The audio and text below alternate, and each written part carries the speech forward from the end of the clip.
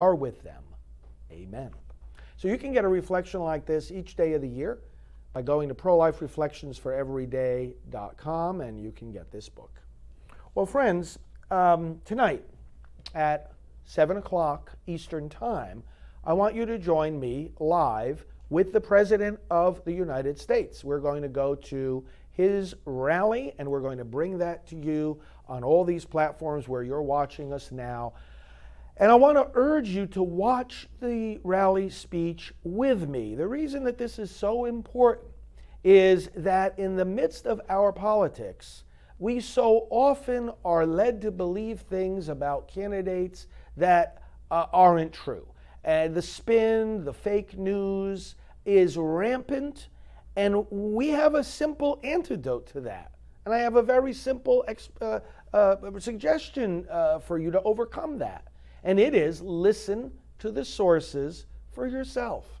I always urge people, go to whitehouse.gov, and that's where you can see day by day the activities, the press releases, the words coming from the White House, and listen to the president for yourself. That's what we're going to do at 7 o'clock tonight, right here on this broadcast. He's going to be in Pennsylvania, and he will be speaking. Now, when you listen to these rallies, and we've got on our election website is prolifevote.com, and we've got there the links to a lot of past rallies, several rallies that he's given here in 2009 already. We've got a link to all the rallies that he gave prior to the midterm elections in 2018.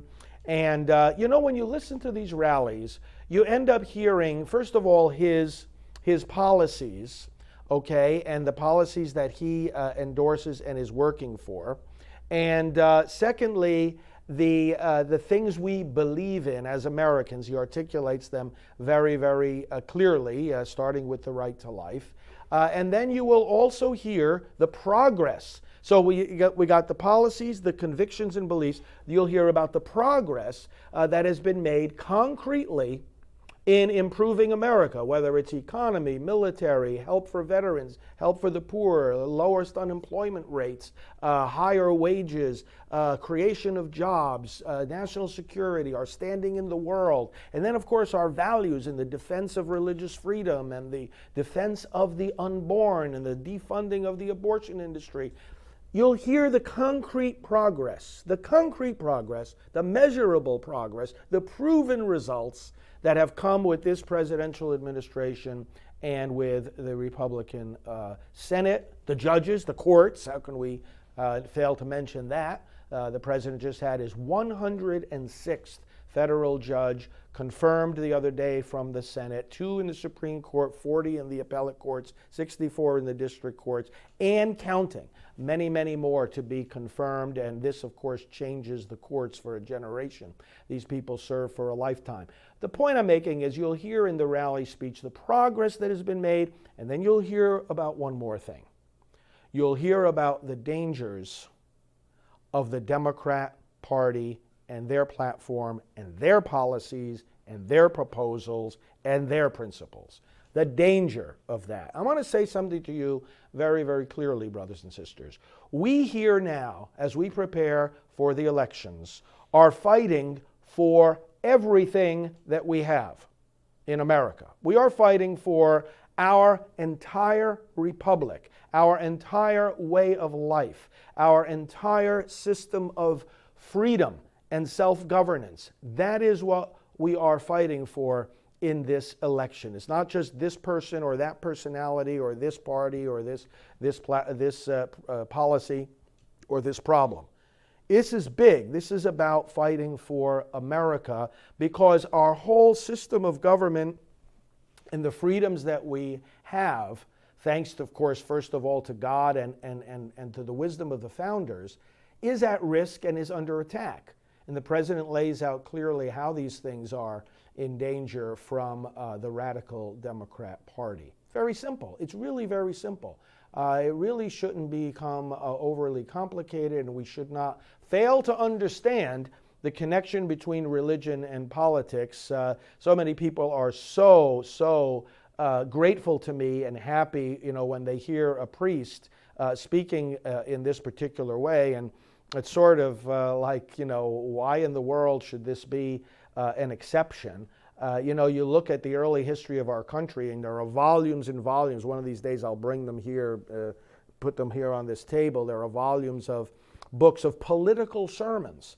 The American Revolution itself, and the freedom that our founders fought for and sacrificed everything for. They pledged their lives, their fortunes, and their sacred honor. Where do you think the energy for all this came from? Where did the energy come from? Where do we get the energy to sacrifice ourselves for these things? It's through the faith that we have, and the faith gets nourished how? Through the preaching of the churches. So some people say, well, our politics is too negative. Some people say, well, the highest virtue in our political life is being civil, civility. And even Joe Biden, over the weekend, gave a speech where he started talking about, let's unify the country. The president is a great divider, and we have to be less negative in our politics. No, this is not the problem. The problem is not dividing. Okay, the problem, God is a divider. If somebody wants to call the president the divider in chief, I say that's one of the qualities that God himself manifests. What does God divide? God divides good from evil. God divides truth from falsehood, sin from grace.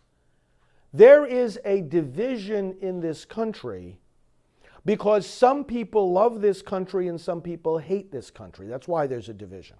There's a division in this country because some people believe that we have to protect babies, and other people believe that you and I should help pay for killing them.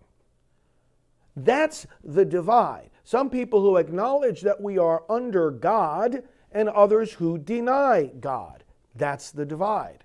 Some people who believe that the Constitution means what it says and should be respected and implemented by judges in our courts, and then there are others who believe that it should be rewritten every day in whatever manner the judge wants. These are not trivial divisions. These are not problems that you look at and you say, can't we all just be nice to each other and be civil? When you are talking about divisions as serious as this, brothers and sisters, it's not the division that's the problem.